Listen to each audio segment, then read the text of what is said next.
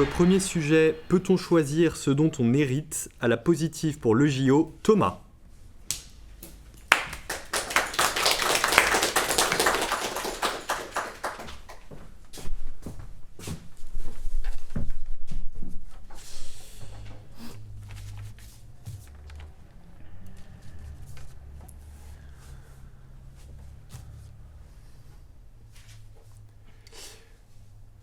Perrine attend. Elle observe, elle pense. Devant elle se dresse une toiture cendrée, posée en équilibre sur 3 murs tristes. Perrine a tout perdu entre ces 3 murs. Sa mère, son père, son frère. Depuis cette nuit où le feu est entré par effraction, Perrine vit seule, ailleurs. Derrière Perrine, le notaire attend aussi. Dans une main, elle tient l'acte de propriété, dans l'autre, il tend le stylo. Il est temps pour Perrine de choisir. Il est temps pour elle de décider librement entre les alternatives qui s'offrent à elle.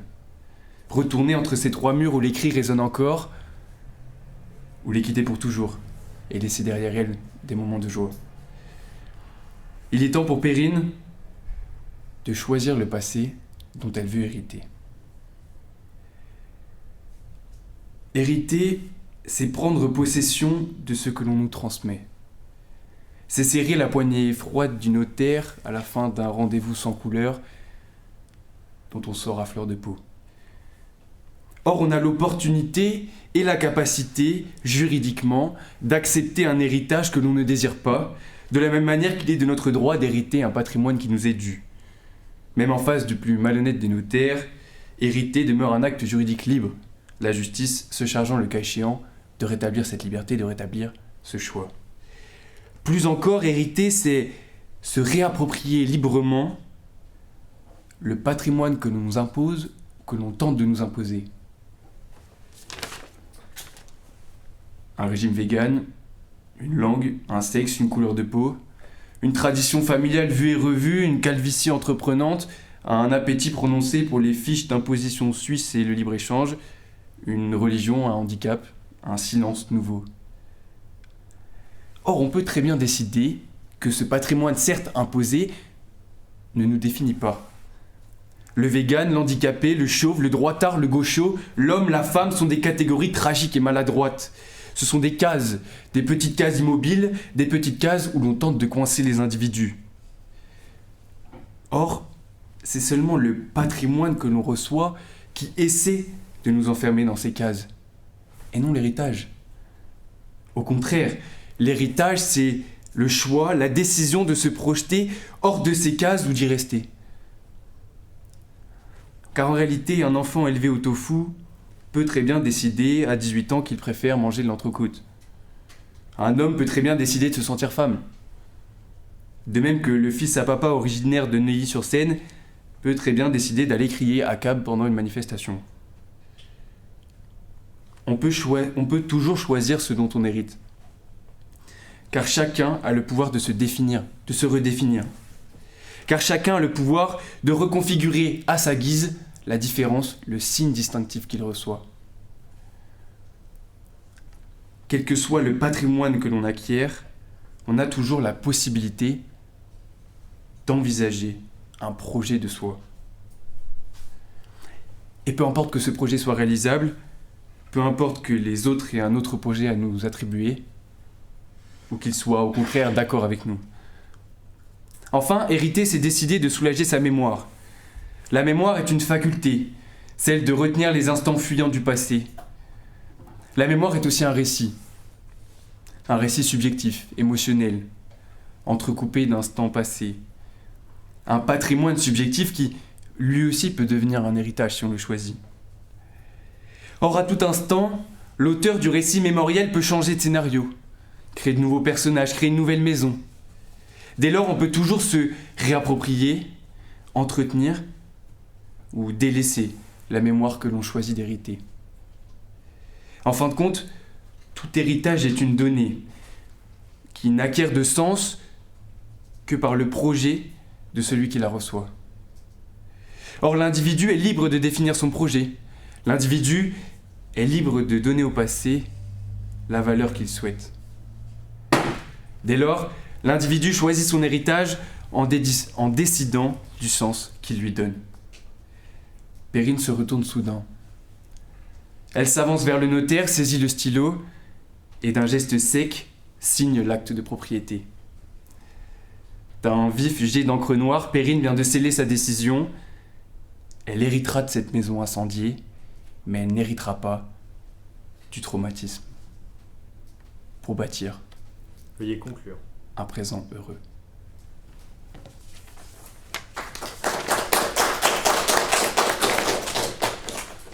Merci beaucoup. J'appelle maintenant son contradicteur à se lever et à lui poser une question.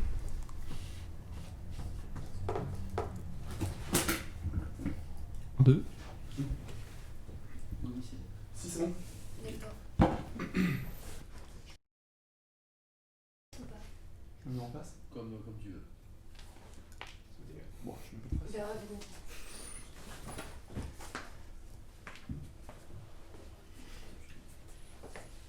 Avant de choisir d'être une femme, que faites-vous des années où un homme a hérité de son sexe et du genre qu'on lui a imposé?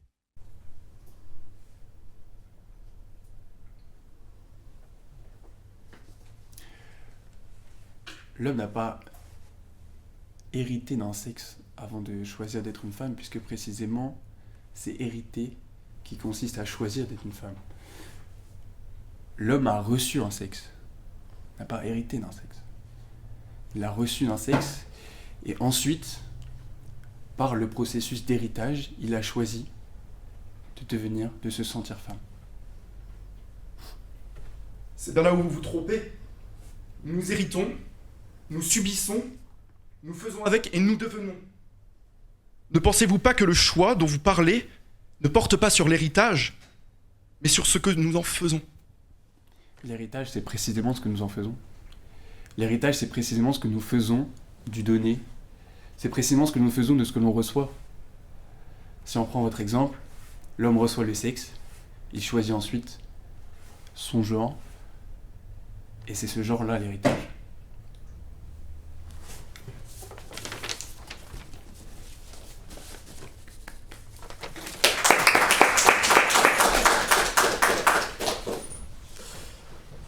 Merci beaucoup. Pour lui répondre à la négative sur le même sujet, pour orateur Tristan.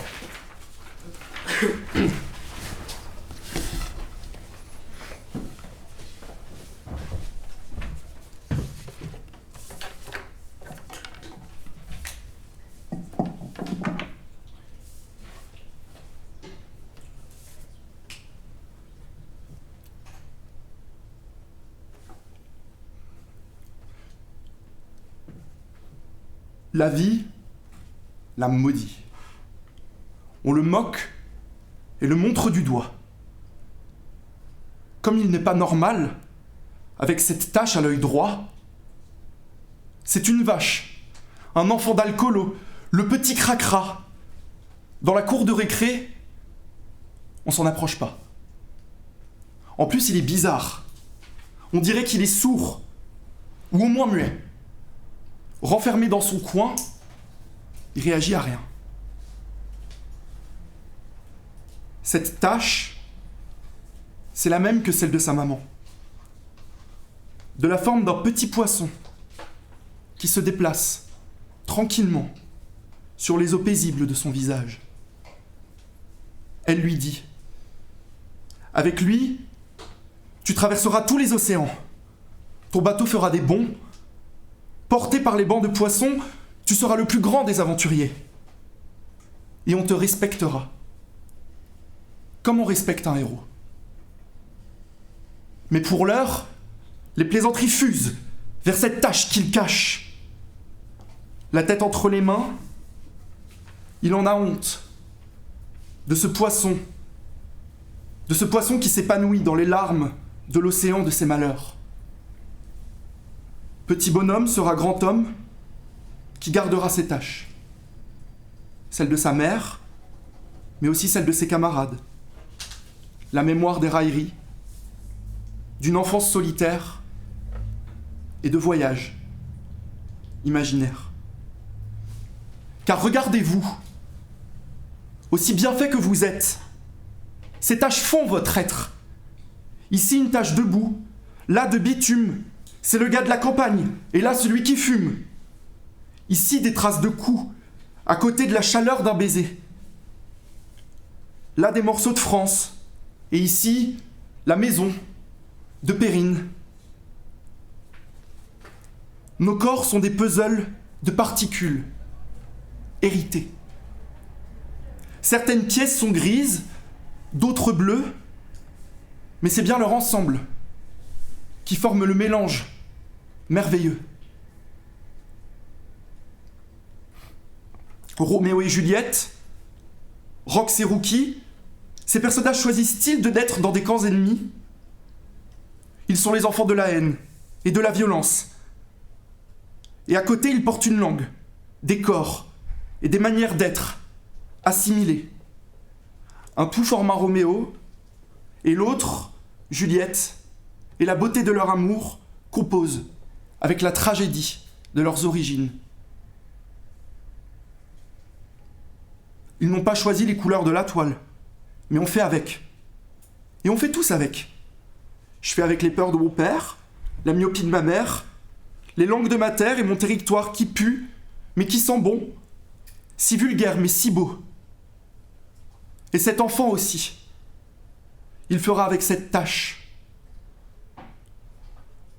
Parce que, qu'il lui prête de l'attention ou non, elle restera là, et ses camarades la jugeront. Parce que, qu'il l'oublie ou non, ses camarades le lui feront s'en souvenir, s'en remémorer. Tentez de choisir, et la réalité vous rattrapera. Cette réalité, chaque jour devant son miroir, l'enfant la voit, et il la déteste. Sa mère lui répond: sans ton poisson, tu ne serais pas la même personne. C'est vrai, sans nos héritages, serions-nous identiques? De nous-mêmes, nous voudrions enlever toutes les pièces grises et espérer que le puzzle, ainsi changé, nous donne un ciel bleu. Mais comment reconnaître ce ciel si il n'y a plus de démarcation avec la terre? C'est d'un héritage multiple que naît un quelqu'un. Plus que fils de ses parents, plus que successeur de ses grands-parents, on est un tout. Ce tout, c'est un grand aventurier, avec une tache au visage. C'est un couple de Venise. C'est une amitié entre prédateurs. C'est un myope au pupitre. Loin d'être une fatalité, ce tout est une chance.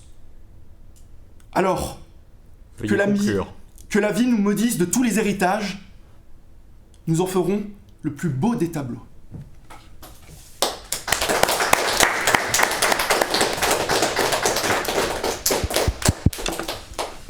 Merci beaucoup. J'appelle maintenant son contradicteur à venir lui poser une question. Oui, c'est bon.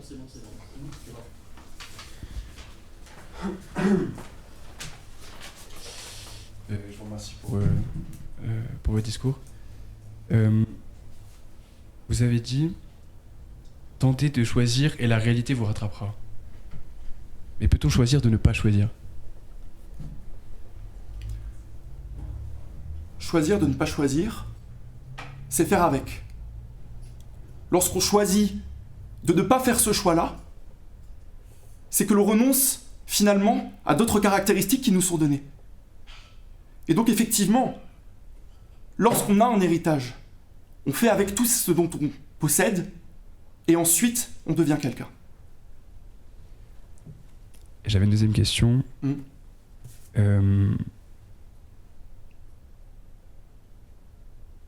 Quelle différence faites-vous entre recevoir et hériter?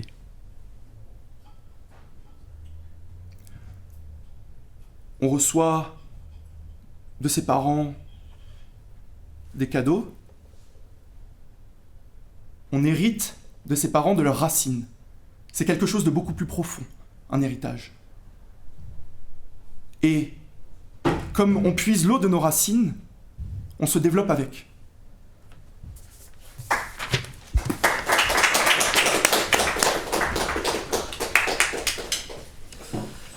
Merci beaucoup. Sur désormais le second sujet, sommes-nous responsables de ce qui nous précède? À la positive pour l'école des jeunes orateurs, Titouan.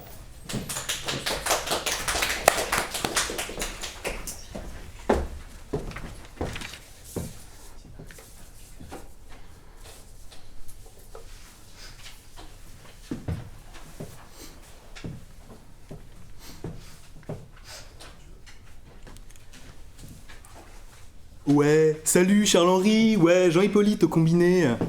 J'ai pas entendu ton appel, j'étais en pleine séance de squash, ça m'a fait un bien fou. Ah ouais, tu sais, en ce moment j'ai une telle pression à l'idée de reprendre l'entreprise de Paps, je viens à peine de sortir d'HEC. Ce que s'apprête à faire Jean-Hippolyte, ce n'est pas un choix anodin. Deux options s'offrent à lui. Tout quitter pour monter une école de surf à Bali, ou faire comme tous les bods qui sortent d'écoles de top 3 et reprendre l'entreprise de Paps. Car cette entreprise, c'est son patrimoine, celui que son père avait, à la sueur du front de son comptable et à renfort d'optimisation fiscale, réussi à bâtir. Car si chacun veut bien faire croire le contraire, on est tous responsables de notre passé, de ce qui nous précède. On ne naît jamais dans le vide. On est le fruit de l'amour, de l'éducation de parents, dans un contexte, dans un lieu donné.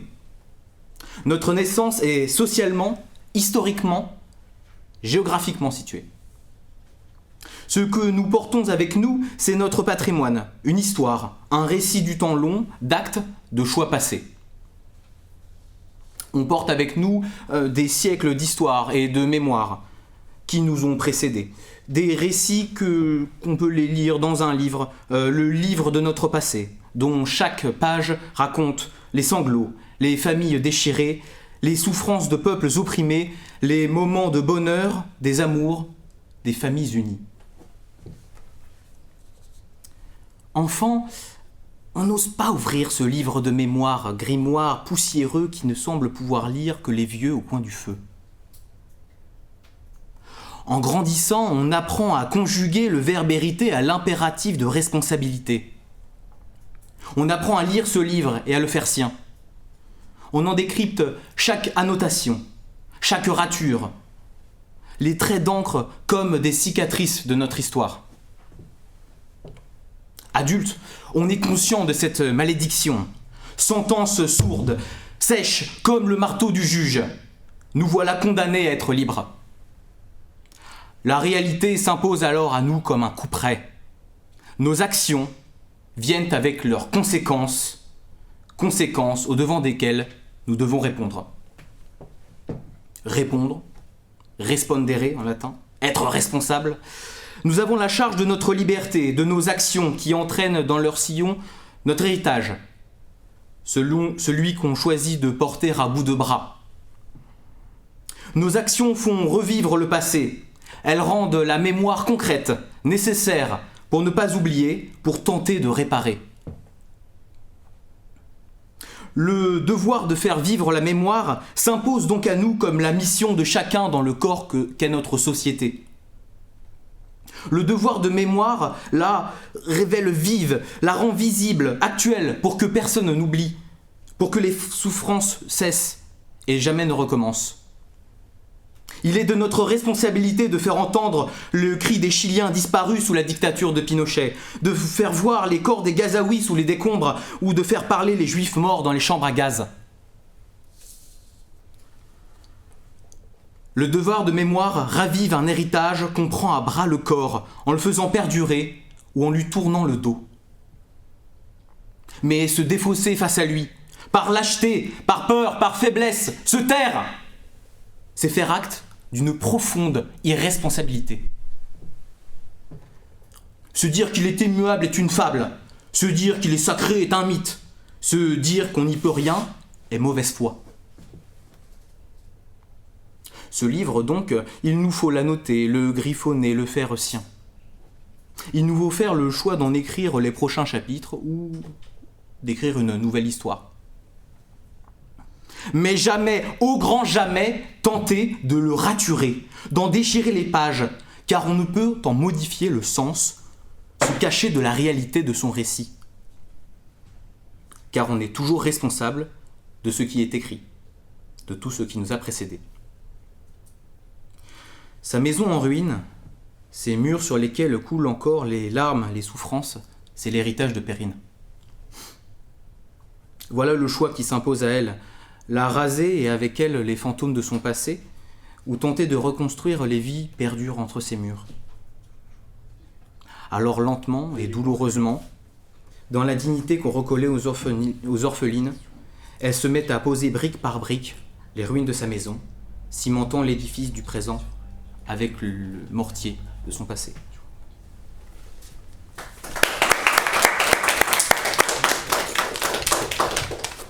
Merci beaucoup. J'appelle son contradicteur à se lever, à venir lui poser une question.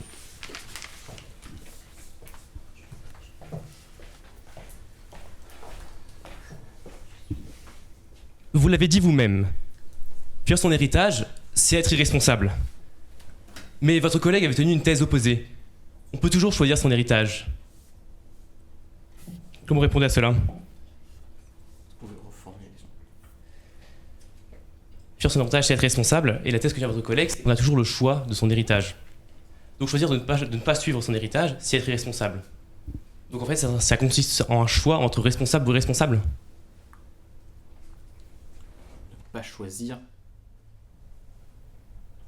de vouloir hériter, c'est irresponsable, justement.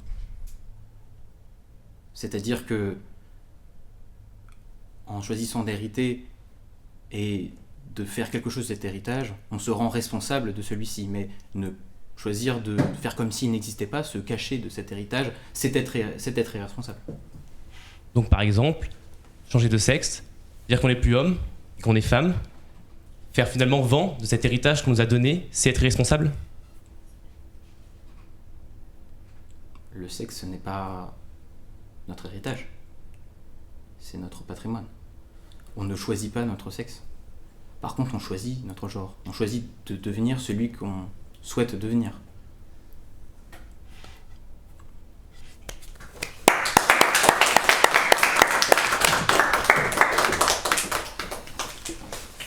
Merci beaucoup. Pour lui répondre à la négative sur le même sujet pour Orator, Alexandre.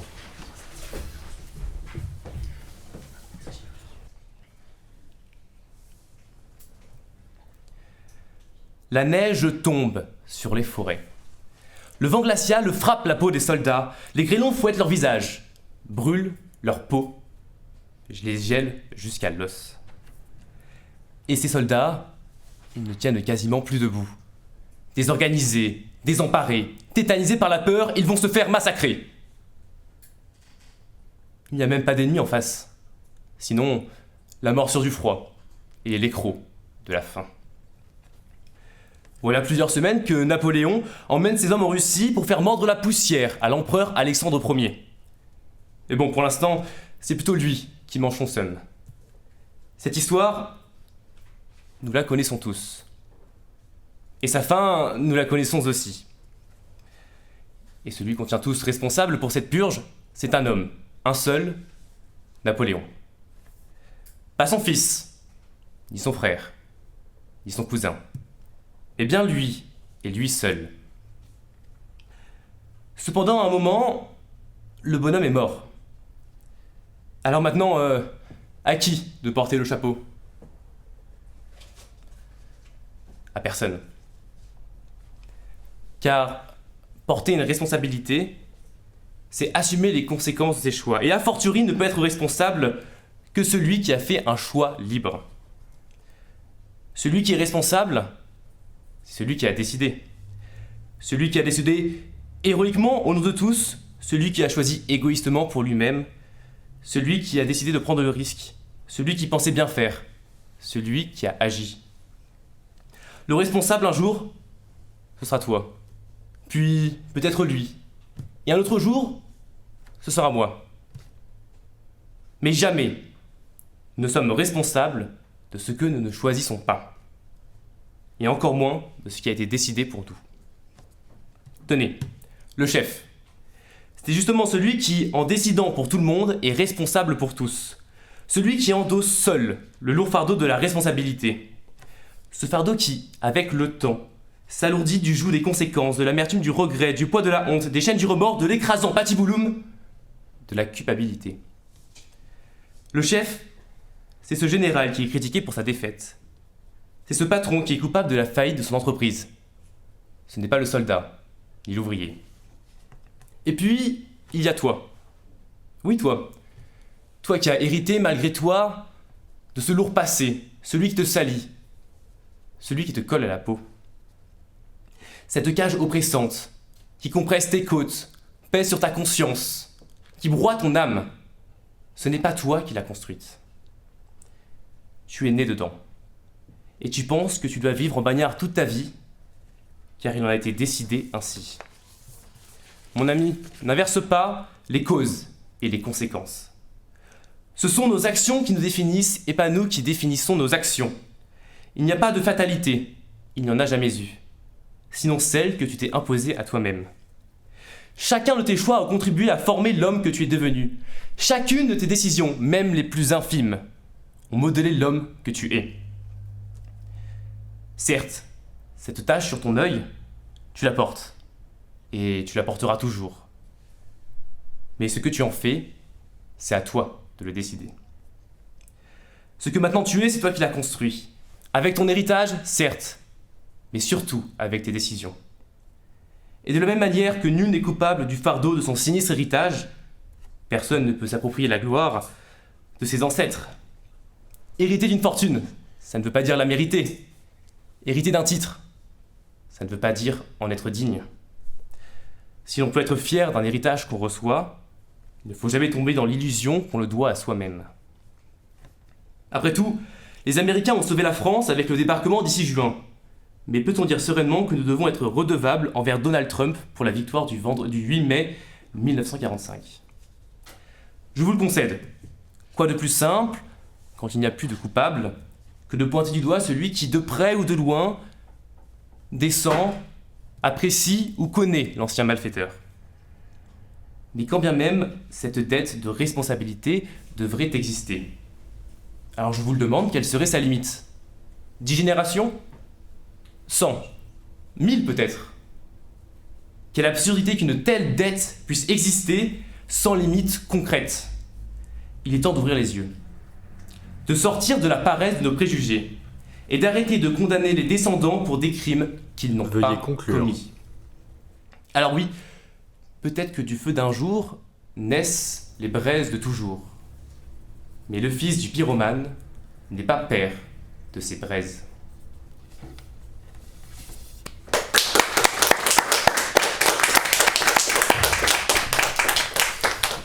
Merci beaucoup, j'appelle maintenant son contradicteur à se lever et à venir lui poser une question.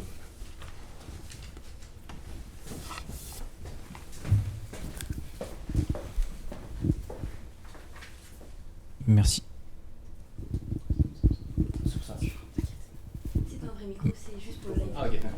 Merci beaucoup. Donc, selon votre raisonnement, nous ne devrions pas nous sentir responsables de l'esclavage en tant qu'Européens ? L'esclavage, il a été établi par l'État français, par exemple.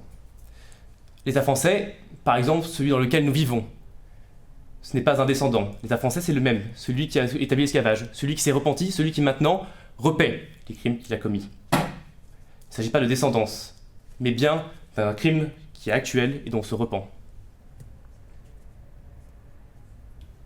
Donc, il y a toujours une responsabilité aujourd'hui d'actions qui ont précédé. Les colonies, par exemple, c'est une responsabilité d'aujourd'hui. C'est des privilèges dont on bénéficie encore aujourd'hui parce qu'on a exploité, et maintenant, après avoir exploité, on décide de rendre ce qu'on a pris, et éventuellement de rendre et de contribuer à l'argent pour financièrement aider les colonies. Il ne s'agit pas de garder une responsabilité de descendance, mais de responsabilité de crimes qu'on a commis dans le passé. Il ne faut pas confondre la descendance de crimes commis par d'autres et les crimes commis par soi-même.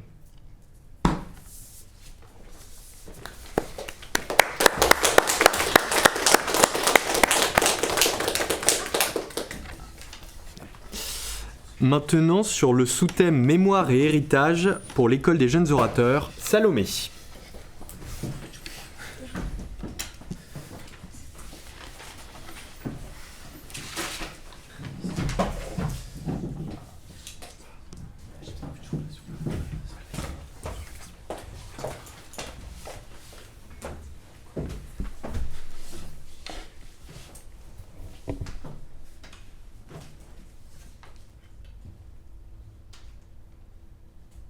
Nous ne naissons jamais sur un terrain vierge.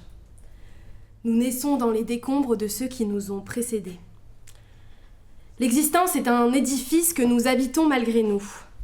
C'est notre patrimoine, un inventaire de briques froides, une façade muette, une fatalité de calcaire et de poussière. Et c'est par un acte de volonté pure, à l'instant où nous décidons d'y vivre, et non plus seulement d'y habiter, qu'elle devient notre héritage.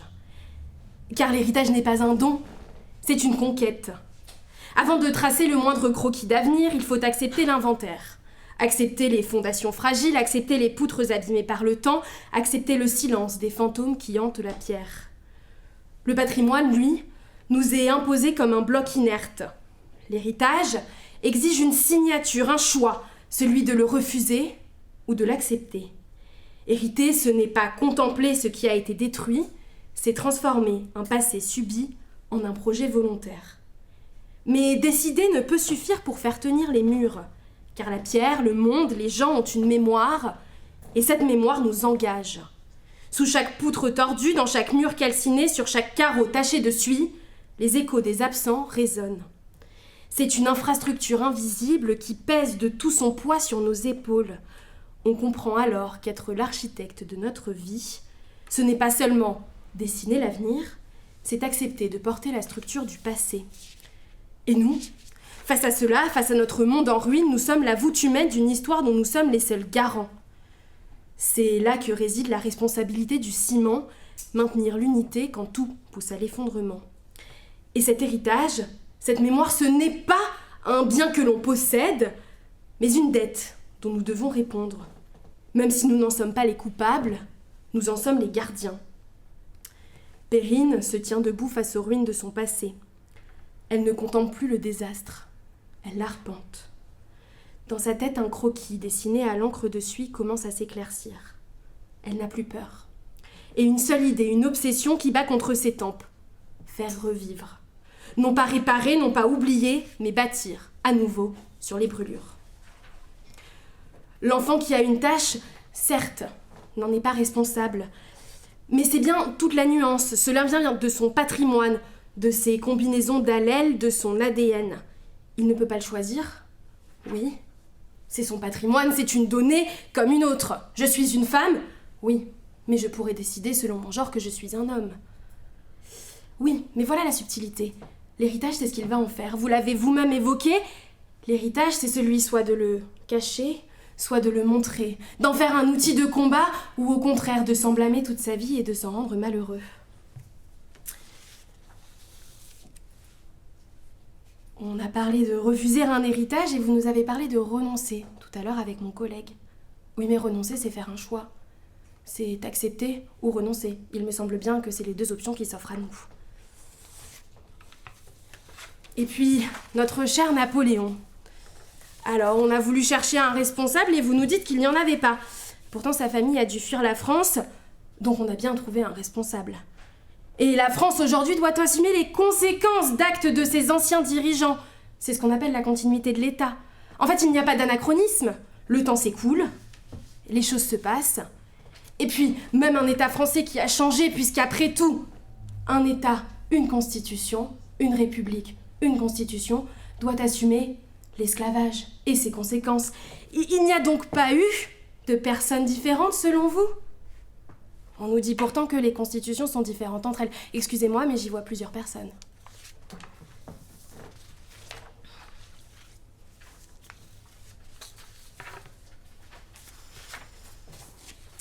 Perrine s'éloigne de l'échafaudage. Elle essuie la poussière sur ses mains, et pour la première fois, elle contemple son œuvre et cette perspective qu'elle a elle-même créée. Sa maison n'est plus une cicatrice. Pour la reconstruire, elle a refusé le faste qui aurait voulu faire croire que rien n'avait brûlé, et à la place, elle a choisi la vérité du brutalisme. Une architecture qui expose ses blessures, qui montre le béton nu et la pierre calcinée des 3 murs comme l'épreuve d'une survie héroïque.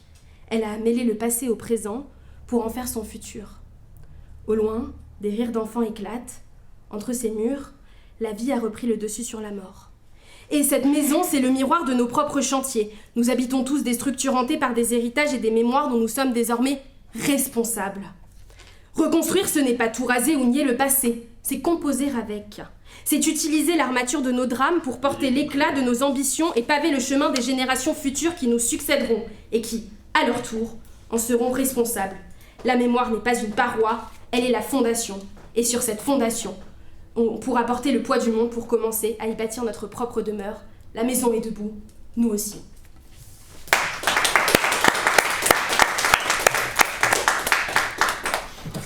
Merci beaucoup, j'appelle maintenant sa contradictrice à se lever et aller lui adresser une question.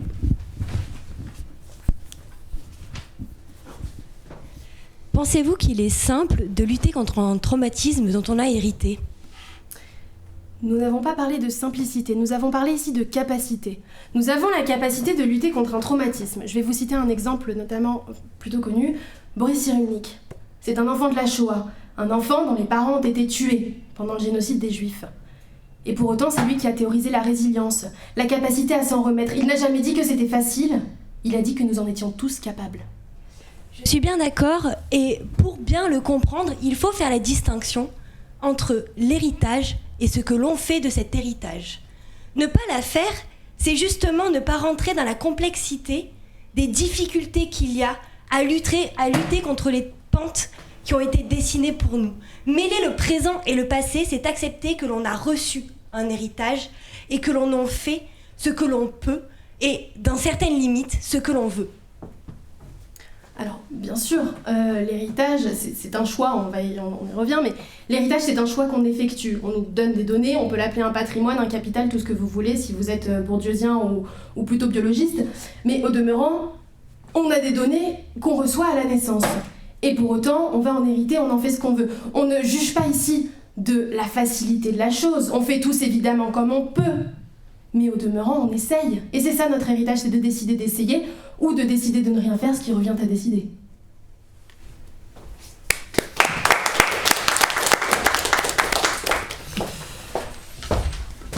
Et donc pour conclure ce quart de finale, toujours sur le sous-thème mémoire et héritage, pour orateur Abigail. Les petits micros, on entendait quand ça nommait. Ah, je vais essayer. Pardon. Problème technique.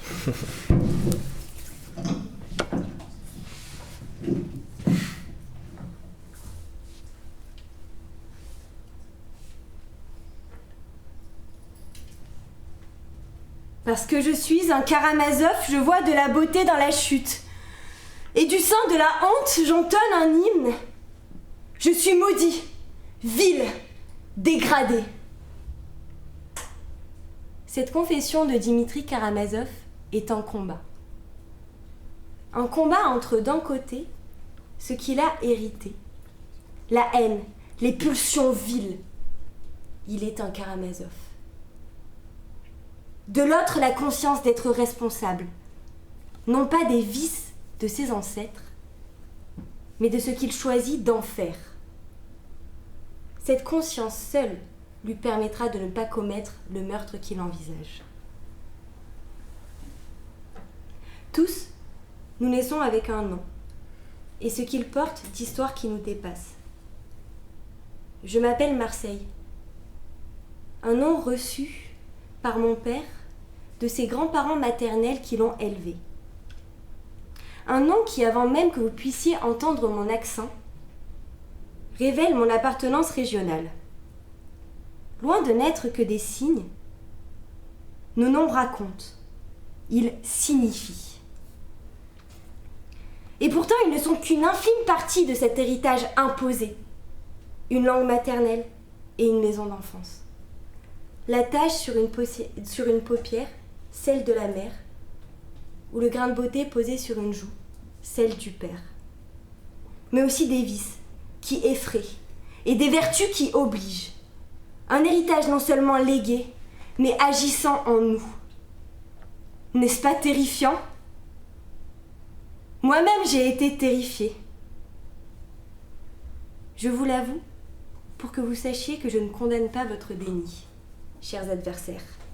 Je comprends qu'il est plus rassurant de se dissimuler derrière l'illusion d'un héritage choisi, sous contrôle, un héritage que l'on définit, puisqu'il ne nous définit. Parce que, s'il vit en nous, malgré nous, des pulsions qui ne nous appartiennent pas, ne sommes-nous pas condamnés à répéter ? Ne sommes-nous pas maudits ? Longtemps, c'est ce que j'ai cru. Longues sont les heures que j'ai volées au sommeil, hantées par la mémoire des répétitions de l'histoire qui la part des couleurs de la tragédie. Longtemps, ces peurs ont perduré en moi. Avant de comprendre qu'elles n'étaient que les conséquences absurdes de fausses prémices, ces prémices que vous défendez. Car s'il faut croire que seul un héritage choisi nous rend libres, quand tout nous démontre que l'on n'a rien décidé de ce qui nous a été légué, alors nous sommes déterminés, condamnés. Mais à bas ces prémices et ces conséquences. Je suis libre, non pas de mon héritage, mais de ce que j'en fais. Cette distinction est fondamentale, et vous avez peur de la faire. Je ne choisis pas mon héritage. Comme Perrine ne peut pas refuser son patrimoine funèbre, comme elle refuserait chez le notaire d'hériter d'une maison. Non, je ne suis pas libre de mon héritage, mais je suis libre de ce qu'on en fait, de ce que j'en fais. Libre de le perpétuer, libre de descendre la pente creusée pour eux par les générations passées, ou de la remonter aussi loin que je le peux, avec des ressources inégales et incomplètes. Et c'est dans cette liberté-là que gît la responsabilité. Non pas une responsabilité héritée, une responsabilité du sang, qui exigerait de payer des dettes que nous n'avons pas contractées, qui enferme les vivants dans la prison des morts et fait de la filiation une faute, de la naissance un tribunal. Enfant d'un métissage qui me place des deux côtés de la guerre d'Algérie, votre responsabilité de l'hérédité trouve en moi son théorème d'impossibilité. Dois-je réparation parce que blanche par mon père, ou réclamer mon dû parce qu'arabe par ma mère?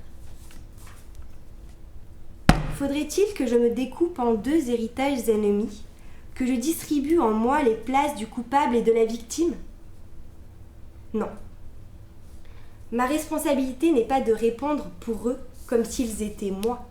Notre responsabilité, en tant qu'individu du XXIe siècle, n'est pas de répondre de l'esclavage comme si nous étions les coupables de cet esclavage. Non. Notre responsabilité Veuillez conclure. est de comprendre, de regarder en face la part d'histoire déposée en nous, les erreurs commises avant nous, non pas pour nous y dissoudre, mais pour empêcher qu'elles ne parlent à notre place.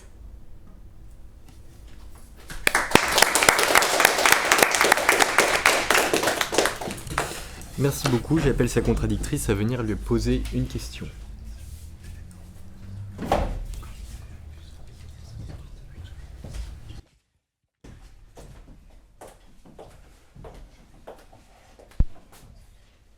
Vous nous avez parlé, sans le citer, de la personnalité de la peine. Autrement dit, du fait qu'elle appartient à la personne qui a commis l'acte, qui en est coupable, pour reprendre vos mots. Alors oui, mais sauf que dans la loi française, il est écrit qu'on doit réparation quand nos prédécesseurs ont commis quelque chose. Dès lors, est-ce qu'on est responsable de ce qui s'est passé ou non? Si on doit de l'argent, est-ce que vous êtes responsable dans le cas présent de ce qui a été commis en Algérie, malgré vous? Alors, il y a beaucoup de questions dans vos questions et d'abord il faut expliquer que réduire la peine, réduire la responsabilité à une responsabilité pénale quand nous parlons d'héritage fondamentaux, douloureux et restreints. C'est-à-dire que l'héritage n'est pas... la faute par rapport à l'héritage que vous défendez, nous sommes d'accord que ce n'est pas une faute pénale, mais une faute morale. Or, nous pensons que la faute morale n'est transmise que lorsque elle vit en nous et à travers nous, que dans le sens où elle est encore agissante dans le présent. Très bien. Pour autant, pour revenir sur la question des lois, il me semble que les lois sont inspirées de réalités concrètes. Donc, on ne parle pas de responsabilité pénale, pour autant la responsabilité pénale est grandement inspirée de la responsabilité morale. On est tous d'accord ici, on ne tue pas parce que c'est complètement irresponsable et odieux et immoral, justement. Je pense que je vous parle de réalités très concrètes. Vous me demandez si je suis responsable de la guerre d'Algérie malgré moi, mais que faites-vous justement des enfants métis qui sont des deux côtés de l'histoire et avec votre définition de la responsabilité se retrouvent complètement paralysés. Moi je propose une responsabilité de l'action, une responsabilité de l'introspection. Qu'est-ce qui en moi a été hérité de rapports de domination et qu'est-ce que je ne veux pas poursuivre pour ne pas commettre les fautes à nouveau.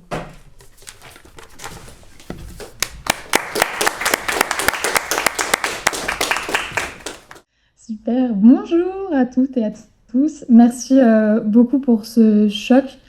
On a beaucoup apprécié juger ce choc parce que, alors, les sujets étaient bien évidemment intéressants, mais la façon dont vous les avez traités et vos discours la façon dont vous les avez traités était très bien faite et vos discours étaient très bien écrits aussi, et ça fait plaisir. Pareil sur la forme en soi, j'avoue, j'ai pas trop de retours négatifs, si ce n'est peut-être faire attention sur les affrontements, notamment sur le fait que la première question, c'est vraiment juste une question qui tient en une phrase, qui est courte, c'est un peu comme le DP au niveau de la longueur.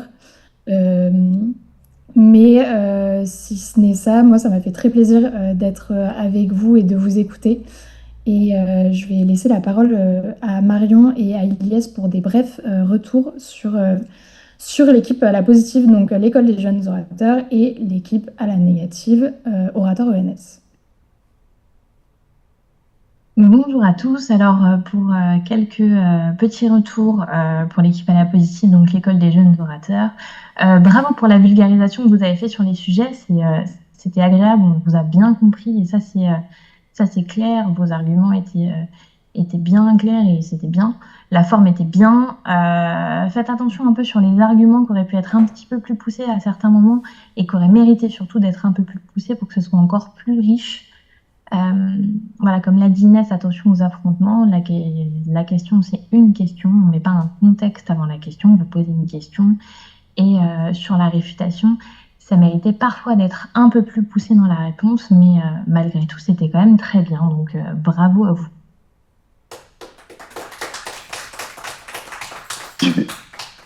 Pareil, je vais très rapidement rebondir pour la positive. Le match était vraiment compliqué. On est en quart de finale. Donc, franchement, bravo des deux côtés, vraiment pour les deux équipes. Et du coup, pour parler un peu plus de la négative, c'était vraiment bien.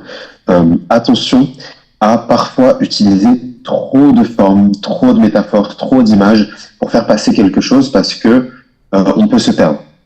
C'est vraiment bien quand c'est filé et que c'est une longue image qui tient pendant tout le discours, mais quand on prend une image, puis on la change, puis on la change, puis on la change, puis on la change, on peut un peu...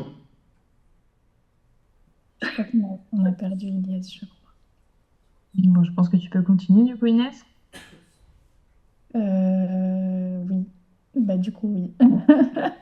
Donc, je vais en passer à l'annonce des résultats et arrêter de prolonger le suspense. On va commencer par les duels. Donc, sur le premier duel, avec pour sujet « Peut-on choisir ce dont on hérite ?»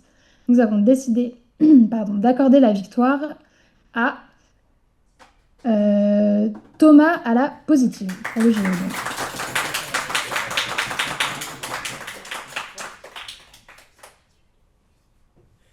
Pour le second duel, dont le sujet était « Sommes-nous responsables de ce qui nous précède ?»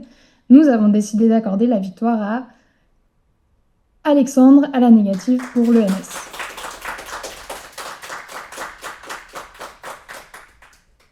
J'ai peur parce que je fais des suspens, mais en fait, je vous entends pas applaudir. Et pour le troisième duel sur le sous-thème mémoire et héritage, nous avons décidé d'accorder la victoire à Abigail pour l'ENS.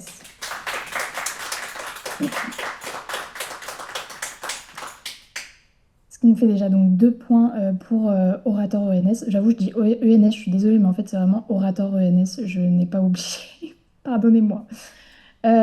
Pour le point de cohérence, nous avons décidé de l'accorder à orateur ENS également.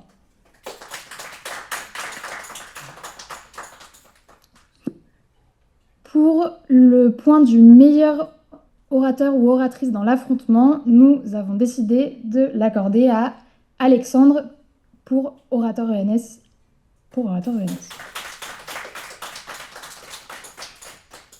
Et pour le point de meilleur orateur ou meilleure oratrice, nous avons décidé de l'accorder à Abigail pour orateur ENS.